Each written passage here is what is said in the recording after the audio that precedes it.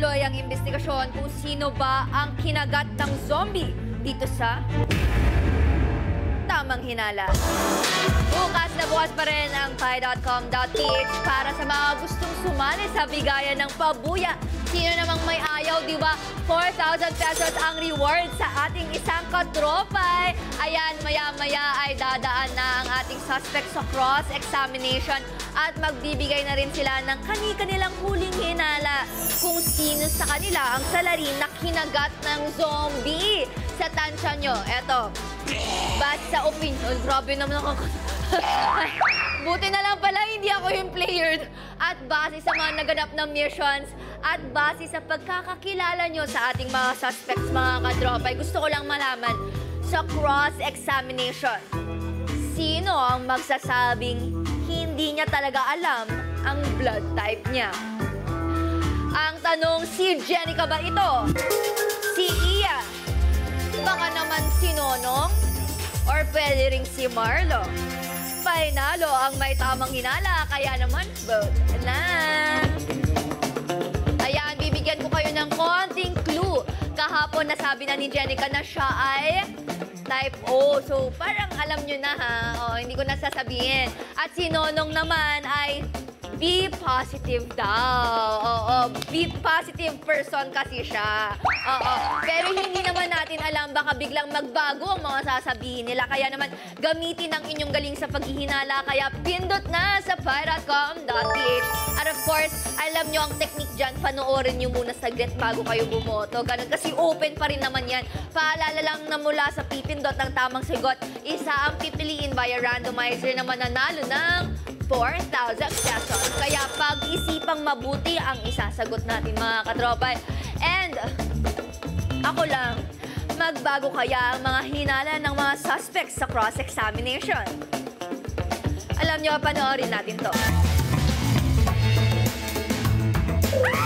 Nervyos at takot man ang naramdaman ni Jenica sa kanilang huling fact-finding mission, nagtagumpay pa rin ang mga suspects. Kaya naman malalaman na nila ang magiging huling impormasyon tungkol sa salarin. Pwede na pumasok ang ating mga suspects. Kuya! Kumusta? Kumusta? Kamustasa? Okay lang. Okay lang? Yeah. Pinapanood ko kayo kanina. Ha? Sinong nahirapan? Sinong nag-isip? Sinong nagpunyagi? Sino ang dahilan kung bakit naging mission accomplished? Pero, bago kayo sumagot sa aking katanungan, panoorin muna natin ang sasabihin ng ating informant. Bakit tumatawa? Ano lang ako? Panoorin natin yun. Excited lang ako, Kuya Ani. Okay. Papanood to. Ako, lumayo-layo na kayo sa kanya. Dahil kung hindi nyo makuha yung lunas sa pagiging zombie, naku, baka bigla kayong kagatin. Para sure kayo kung sino ang iiwasan, makikita nyo ang hugis ng kanyang kagat o bite mark sa mansanas. Halan ko po, bilisan nyo na yung paghuli dyan kasi baka mangagat na iyan.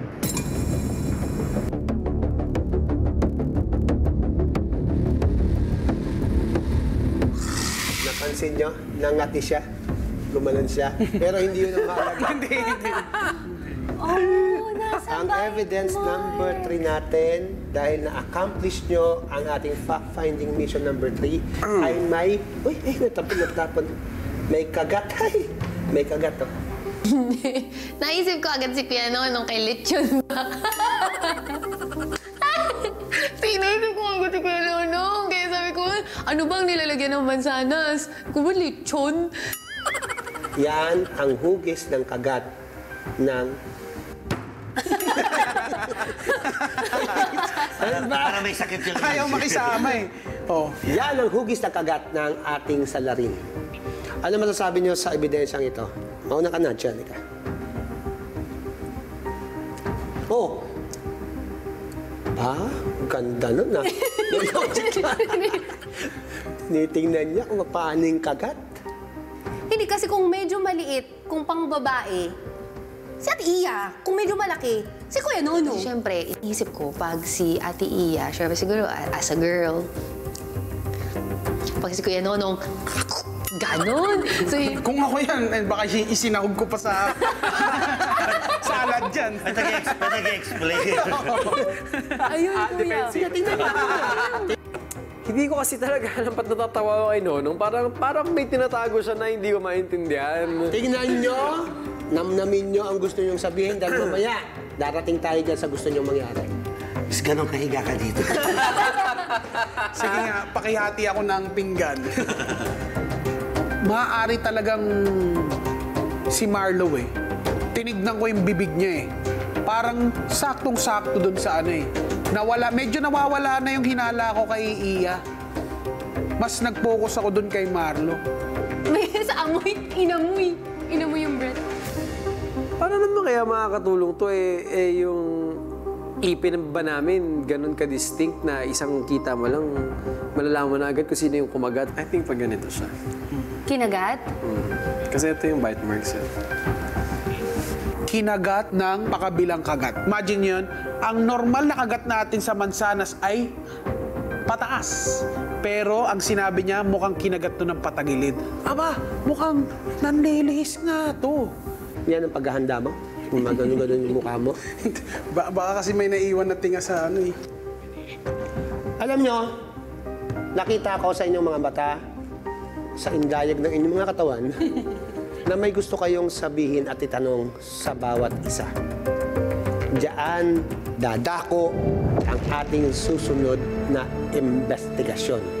Humanda na sa isang matinding cross-examination.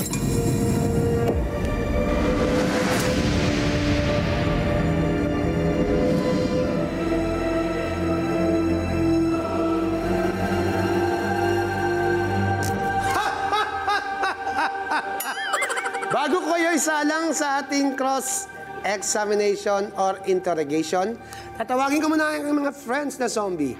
Friends zombie, pasok! Ay, tawa na nga. Eat.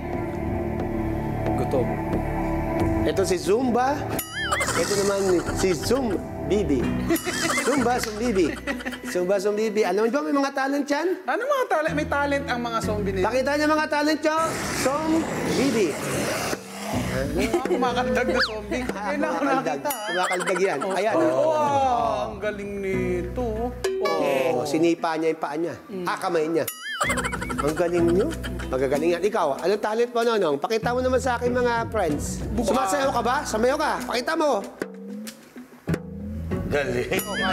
Oh, sige. Oh, trio kayo. 1, 2, 3, go!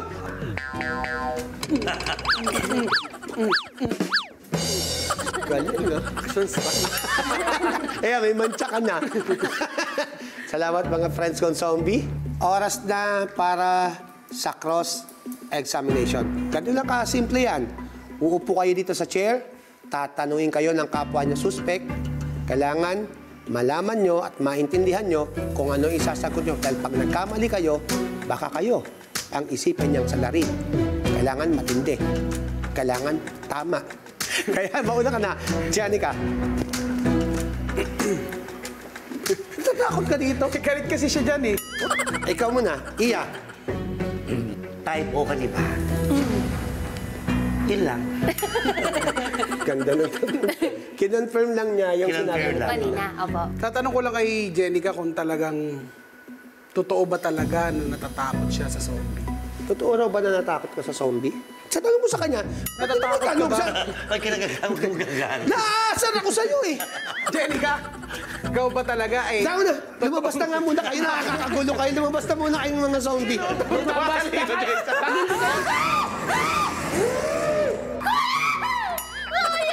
Tamo na laglag yung cross-examination. Lumabas na kayo.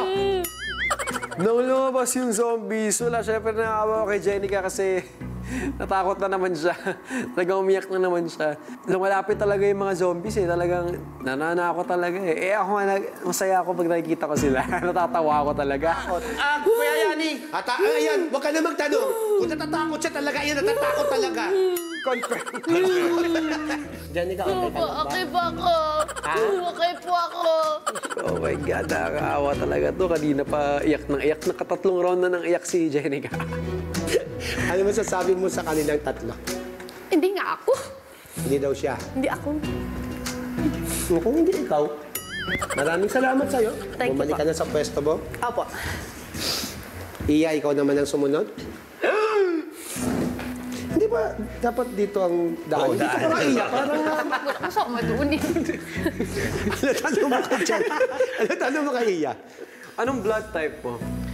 AB. May delay ba siyang ginawa nung Mga challenges? Oh, challenges. Meron ka na bang... Wala naman. I think ginawa ko naman yung tama. Wow! Kasi ayaw mag-knock talaga eh, kaya kumakalas. Ate, mapagkakatiwalaan ba kita na hindi talaga ikaw? Oo naman. Yes. As in, hindi talaga ikaw? Oo. Grabe naman yung tanong mo. Parang personal. Parang pagkatapos ito, parang ano. Parang ano Kasi ka na? kuya, ang pinagkakatiwalaan ko kasi sa amin, bago pa talaga kami pumasok ditong upat, si Ate Iya talaga. Ikaw hindi naman Kaya lang, pinagkakatiwala. nung sinabi niya kasing ako, Piling ko si Jenica. hala! Oo. Talaga? Sabi ko, hala, ginagawa akong scapegoat. Parang gano'n yung feel ko. Sakto, may gout pa naman. Goat? Scapegoat yun. Doubt yun. Yes ko noon. Uy, patawa mo. Sorry.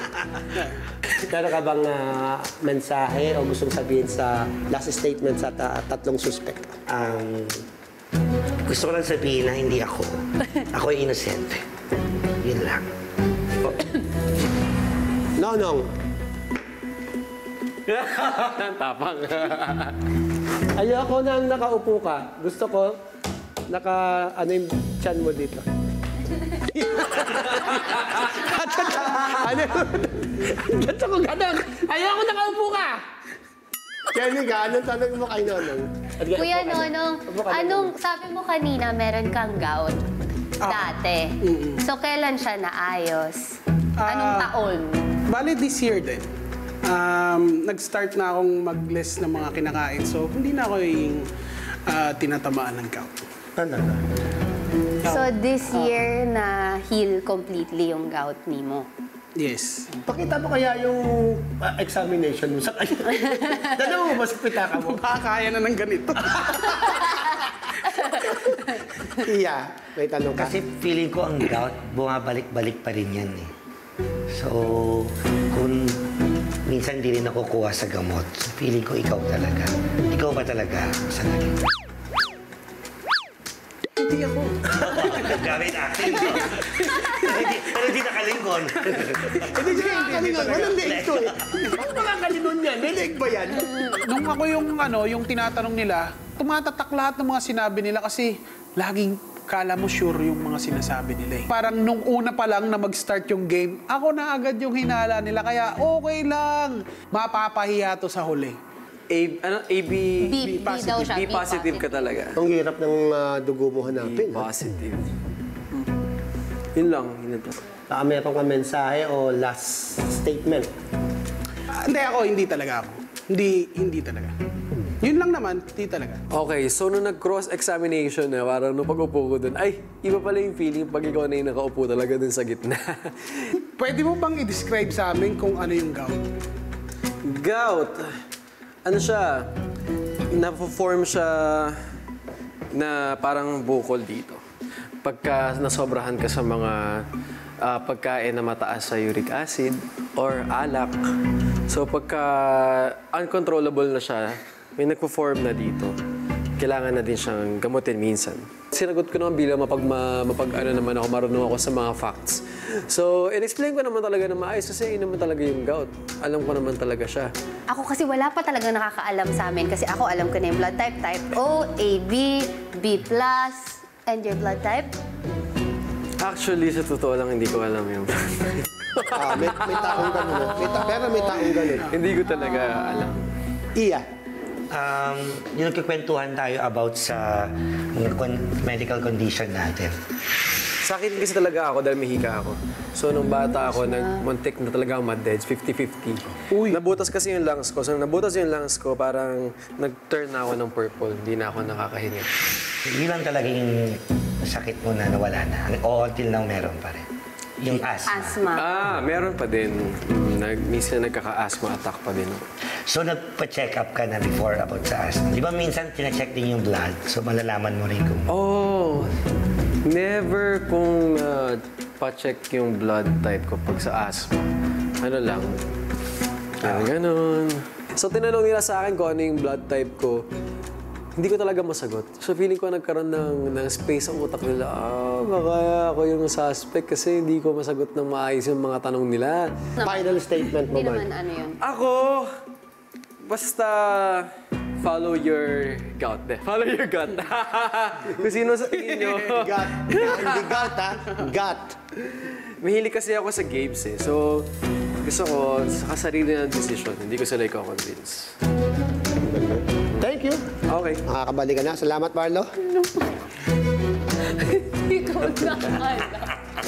Ba't mo pinagulo yung isip ko, Marlo? Alam mo, sana nakatulong sa inyo yung mga katanungang ibinato nyo sa bawat isa. Sa puntong ito ay bibigyan ko kayo ng oras para mag-isip kung tama ba ang inyong mga hinala sa bawat isa.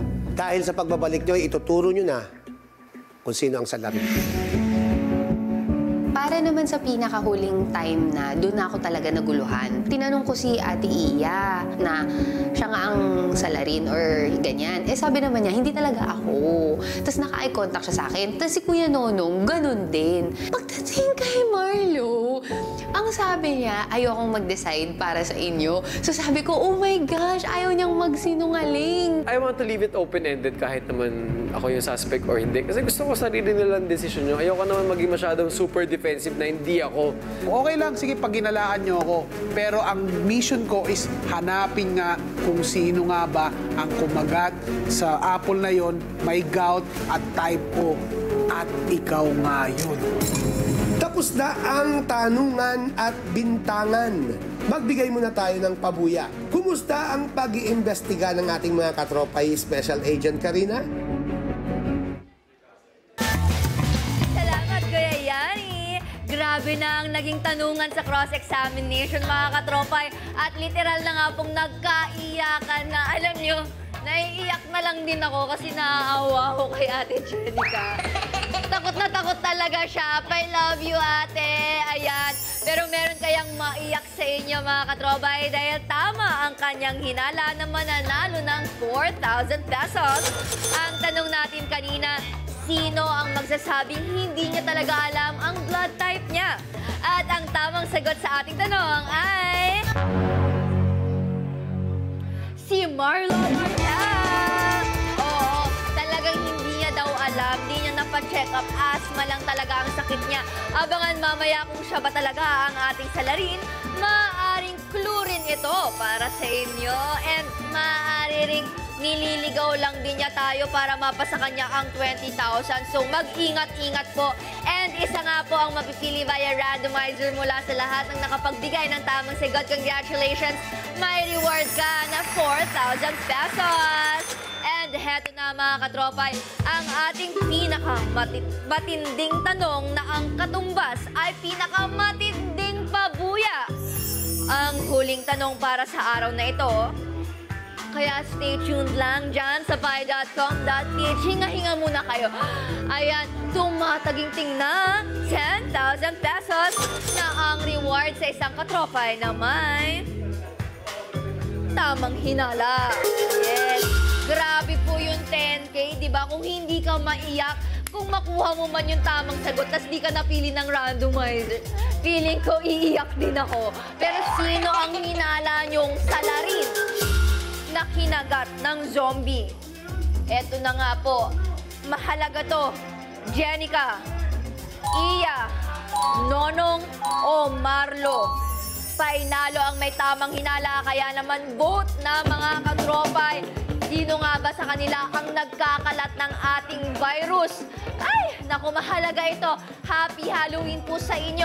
Happy rin kayo pag nanalo kayo. Kaya kayo na ang bahala, mga katropay. Pagalingan na sa paghihinala. Paalala lang na mula sa pipindot ng tamang sigot, isa ang pipiliin via randomizer na mananalo ng 10,000 pesos.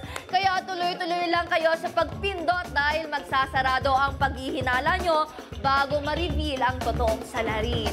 Yes, susunod magkakaalaman na kung sino ang salarin na kinagat ng zombie. Oy, oo. Yes, abangan sa pagbabalik ng Tamang Hinala.